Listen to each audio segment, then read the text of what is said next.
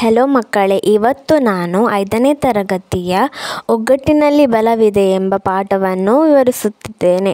ನೀವು ನನ್ನ ಚಾನಲನ್ನು ಮೊದಲ ಬಾರಿಗೆ ವೀಕ್ಷಿಸುತ್ತಿದ್ದರೆ ಸಬ್ಸ್ಕ್ರೈಬ್ ಮಾಡಲು ಮರಿಬೇಡಿ. ಈ ವಿಡಿಯೋವನ್ನು ಕೊನೆ ತನಕ ನೋಡಿ ಮತ್ತು ಪರೀಕ್ಷೆಗಳಲ್ಲಿ ಒಳ್ಳೆಯ ಅಂಕವನ್ನು ಗಳಿಸಿರಿ.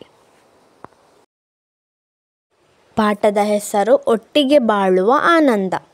ಪ್ರವೇಶ. ಒಗ್ಗಟ್ಟಿನಲ್ಲಿ ಬಲವಿದೆ. ಎಲ್ಲರೂ ಒಟ್ಟಾಗಿ ಬಾಳಿದರೆ ಎಲ್ಲರೂ ಸುಖವಾಗಿ ಇರಬಹುದು. ನಮ್ಮ ನಡುವೆ ಇರುವ ದೇಶ ಅಸೂಯೆಗಳನ್ನು ಮರೆತು ಎಲ್ಲರನ್ನು ಪ್ರೀತಿಸುತ್ತಾ ಬಾಳಿದರೆ ನಮ್ಮ ಬದುಕು ಸುಖಮಯವಾಗಿರುತ್ತದೆ. ಇದು ಪಾಠದ ಪ್ರವೇಶ. ಇಲ್ಲಿ ಹೇಳಿದರೆ ಒಗ್ಗಟ್ಟಿನಲ್ಲಿ ಬಲವಿದೆ. ನಾವು ಒಗ್ಗಟ್ಟಿನಲ್ಲಿ ಏನೇ ಕೆಲಸ ಮಾಡಿದರೂ ಅದು ನಮಗೆ ಜಯ ತಂದುಕೊಡ್ತದೆ ಅನ್ನೋದು ಇದರ ಸಾರಾಂಶ. ಪಾಠವನ್ನು ಪ್ರಾರಂಭಿಸುವ. ಒಂದು ಹಳ್ಳಿ. ಅಲ್ಲಿ ರೈತನೊಬ್ಬನ ಹೊಲ ಇತ್ತು. ಅಲ್ಲಿ ಒಂದು ಬೇವಿನ ಮರ ಇತ್ತು. ಹೇಗೋ ಏನೋ ಅದರ ಕೆಳಗೆ ಒಂದು ಗುಂಡನೆ ಕಲ್ಲು ಬಂದು ನಿಂತುಕೊಂಡಿತ್ತು. ಮರದ ಮೇಲೆ ಕುಳಿತುಕೊಳ್ಳುತ್ತಿದ್ದ ಹಕ್ಕಿಗಳ ಹಿಕ್ಕೆ ಕಲ್ಲಿನ ಮೇಲೆ ಬಿದ್ದು ಆ ಕಲ್ಲು ಬೆಳ್ಳಗಾಗಿ ವಿಭೂತಿ ಬಳಿದಂತೆ ಕಾಣಿಸ್ತಿತ್ತು.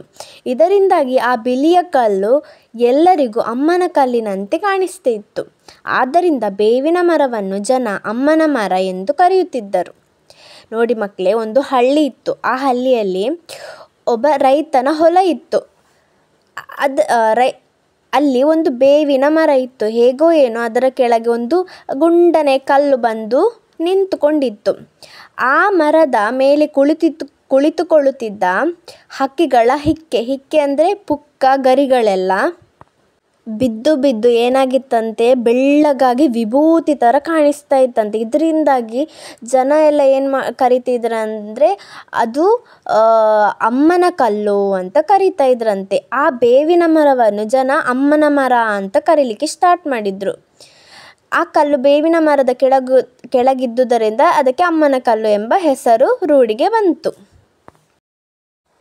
ಹೀಗೆ ಒಂದರಿಂದ ಇನ್ನೊಂದು ಹೆಸರು ಪಡೆದುಕೊಂಡು ಅವುಗಳೆರಡು ಸುಖವಾಗಿ ಇದ್ವು. ಅಮ್ಮನ ಮರ, ಅಮ್ಮನ ಕಲ್ಲು ಎಂದು ಊರಿನ ಜನಗಳು ಅವುಗಳ ತಂಟೆಗೆ ಹೋಗುತ್ತಿರಲಿಲ್ಲ. ಊರಿನ ಜನರಿಗೆ ಒಂದು ನಂಬಿಕೆ, ಅದು ಅಮ್ಮನ ಮರ, ಅದು ಕಲ್ಲು ಅಮ್ಮನ ಕಲ್ಲು ಎಂಬ ಅವರ ಒಂದು ನಂಬಿಕೆ. ಹಾಗಾಗಿ ಊರಿನ ಜನಗಳೇನಿದ್ರು ಅವರು ಆ ಕಲ್ಲು ಮತ್ತು ಮರದ ತಂಟೆಗೆ ಹೋಗ್ತಾ ಇರಲಿಲ್ಲ. ಒಂದು ಸಲ ತನ್ನಿಂದ ಇನ್ನೊಂದು ಸುಖವಾಗಿದೆ ಎಂದು ಎರಡಕ್ಕೂ ಜಂಬ ಬಂತು. ಅದಕ್ಕೆ ಬೇವಿನ ಮರ ಹೀಗೆ ಹೇಳ್ತದೆ, ನಾನು ಅಮ್ಮನ ಮರ, ನೀನು ನನ್ನ ಕೆಳಗಿರುವುದರಿಂದ ನಿನ್ನನ್ನು ಅಮ್ಮನ ಕಲ್ಲು ಎಂದು ಜನ ಕರೆಯುತ್ತಾರೆ ಎಂದು ಹೇಳಿತು. ಅದಕ್ಕೆ ಕಲ್ಲು ಈ ರೀತಿಯಾಗಿ ಹೇಳ್ತದೆ, ನಾನು ಅಮ್ಮನ ಕಲ್ಲು, ನನ್ನ ಪಕ್ಕದಲ್ಲಿ ನೀನಿರುವುದರಿಂದ ನಿನ್ನನ್ನು ಅಮ್ಮನ ಮರ ಎಂದು ಕರೆಯುತ್ತಾರೆ ಎಂದಿತು. ಹೀಗೆ ವಾದ ಮಾಡಿ ಆ ಎರಡು ಮರ ಮತ್ತು ಕಲ್ಲು ಎರಡು ಜಗಳ ಮಾಡಿಕೊಂಡವು. ಕೊನೆಗೆ ಕಲ್ಲು ಕೋಪದಿಂದ ಉರುಳಿ ಹೋಗಿ ಬೇವಿನ ಮರದಿಂದ ದೂರ ಹೋಗಿ ನಿಂತಿತು. ನಾನಿಲ್ಲದಿದ್ದರೆ ಮರವನ್ನು ಕಡಿದು ಹಾಕುತ್ತಾರೆ ಎಂದು ಕಲ್ಲು, ನನ್ನ ಕೆಳಗಿರದಿದ್ದರೆ ಕಲ್ಲನ್ನು ಹೊಡೆದು ಹಾಕುತ್ತಾರೆ ಎಂದು ಮರ. ಹೀಗೆ ಎರಡು ತಮ್ಮೊಳಗೆ ಆಲೋಚಿಸುತ್ತಿದ್ದವು. ಒಂದು ದಿನ ಹೊಲವನ್ನು ಉಳಲಿಕ್ಕೆ ಆ ಹಳ್ಳಿಯ ರೈತ ತನ್ನ ಮಕ್ಕಳ ಜೊತೆ ಬರ್ತಾನೆ. ಅಮ್ಮನ ಕಲ್ಲು ಇಲ್ಲದ ಆ ಬೇವಿನ ಮರವನ್ನು ನೋಡಿ ಅವನು ಈ ರೀತಿಯಾಗಿ ಹೇಳ್ತಾನೆ, ಇದನ್ನು ನಾಳೆ ಕಡಿಸಿ ನೇಗಿಲು ಚಕ್ರ ಮಾಡಿಸಿ ಎಂದು ತನ್ನ ಮಕ್ಕಳಿಗೆ ಹೇಳ್ತಾನೆ. ಬೇವಿನ ಮರದಿಂದ ದೂರ ಬಿದ್ದಿದ್ದ ಕಲ್ಲನ್ನು ನೋಡಿ, ಈ ಕಲ್ಲನ್ನು ನಾಳೆ ಕಲ್ಲು ಒಡೆಯುವರಿಂದ ಒಡೆಸಿದರೆ ನೇಗಿಲನ್ನು ಕಟ್ಟಿ ಉಳಲು ಬರುತ್ತದೆ ಎಂದು ತನ್ನ ಮಕ್ಕಳಿಗೆ ಈ ರೀತಿಯಾಗಿ ಹೇಳ್ತಾನೆ. ಇದನ್ನು ಕೇಳಿ ಮರ ಮತ್ತು ಕಲ್ಲು ಎರಡೂ ಭಯದಿಂದ ನಡುಕ್ತವೆ. ಎರಡೂ ಕೂಡ, ನಾವಿಬ್ಬರು ಒಬ್ಬರಿಂದ ಒಬ್ಬರು ದೂರವಾಗಿದ್ದರೆ ಜನರು ನಮ್ಮನ್ನು ಬೇಗ ನಾಶ ಮಾಡಿ ಬಿಡ್ತಾರೆ, ಆದ್ದರಿಂದ ನಾವಿಬ್ಬರು ಉಳಿಯುವುದಿಲ್ಲ ಎಂಬ ತಿಳುವಳಿಕೆ ಮರ ಮತ್ತು ಕಲ್ಲಿಗೆ ಬಂದಿತು.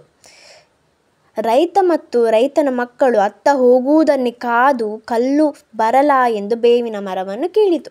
ಮರ ಬೇಗ ಬಾ ಎಂದು ಕಲ್ಲಿಗೆ ಹೇಳಿತು. ತಾನು ಇನ್ನೊಂದರಿಂದ ಸುಖವಾಗಿರುವುದು ಎಂದು ಈಗ ಎರಡಕ್ಕೂ ತಿಳಿಯಿತು. ತಮ್ಮ ತಪ್ಪಿನ ಬಗ್ಗೆ ಅವರಿಗೆ ಅರಿವಾಯಿತು. ಬೇವಿನ ಮರ ಮತ್ತು ಕಲ್ಲು ಮತ್ತೆ ಸ್ನೇಹಿತರಾದವು. ಮಾರನೇ ದಿನ ಮರ ಕಡಿಯುವವರು ಬಂದು ನೋಡಿದರು. ಕಲ್ಲು ಮರದ ಕೆಳಗೆ ಮೊದಲಿನಂತೆ ನಿಂತಿತ್ತು.